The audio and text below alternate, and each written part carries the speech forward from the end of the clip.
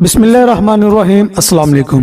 سورہ بقرہ کے مضامین۔ یہ قرآن پاک کی سب سے بڑی سورت ہے اور اس سورت کا مرکزی مضمون یہ ہے کہ اس میں بنی اسرائیل پر کیے گئے انعامات، ان انعامات کے مقابلے میں بنی اسرائیل کی ناشکری، بنی اسرائیل کے جرائم جیسے بچھڑے کی پوجا کرنا، سرکشی اور انات کی وجہ سے حضرت موسیٰ علیہ السلام سے طرح طرح کے مطالبات کرنا، اللہ تعالیٰ کی آیتوں کے ساتھ کفر کرنا، انبیاء کرام علیہ السلام کو ناحق شہید کرنا اور عہد توڑنا وغیرہ۔ قرآن پاک کی صداقت، حقانیت اور اس کتاب کے ہر طرح کے شک و شبہ سے پاک ہونے کو بیان کیا گیا ہے۔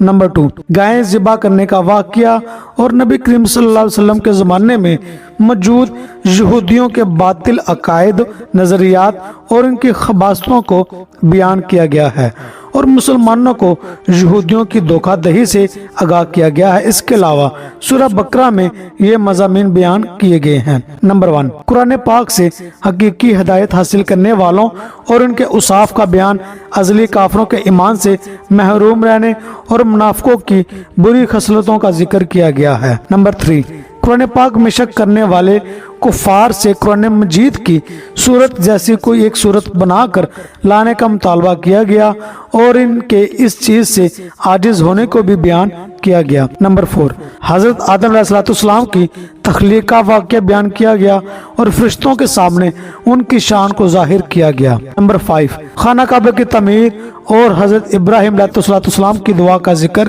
کیا گیا ہے۔ نمبر 6، اس صورت میں نبی کریم صلی اللہ علیہ وسلم کی پسند کی وجہ سے قبلہ کی تبدیلی اور اس تبدیلی پر ہونے والے اعتراضات، وجوہات کا بیان ہے۔ نمبر 7، عبادات اور معاملات جیسے نماز قائم کرنے، زکوٰۃ ادا کرنے، رمضان کے روزے رکھنے، خانہ کعبہ کا حج کرنے، اللہ تعالیٰ کی راہ میں جہاد کرنے، دینی معاملات میں قمری مہینوں پر اعتماد کرنے، اللہ تعالیٰ کی راہ میں مال خرچ کرنے، والدین اور رشتہ داروں کے ساتھ سلوک کرنے، یتیموں کے ساتھ معاملات کرنے، نکاح، طلاق، رضایت، عدت، بیویوں کے ساتھ الا کرنے، جادو، قتل، لوگوں کے مال ناحق کھانے، شراب، سود، جوا اور حیض کی حالت میں بیویوں کے ساتھ صحبت کرنے وغیرہ کے بارے میں مسلمانوں کو ایک شرعی دستور فراہم کیا گیا ہے۔ نمبر 8، تابوت سکینہ طالوت اور جالوت میں ہونے والی جنگ کا بیان ہے۔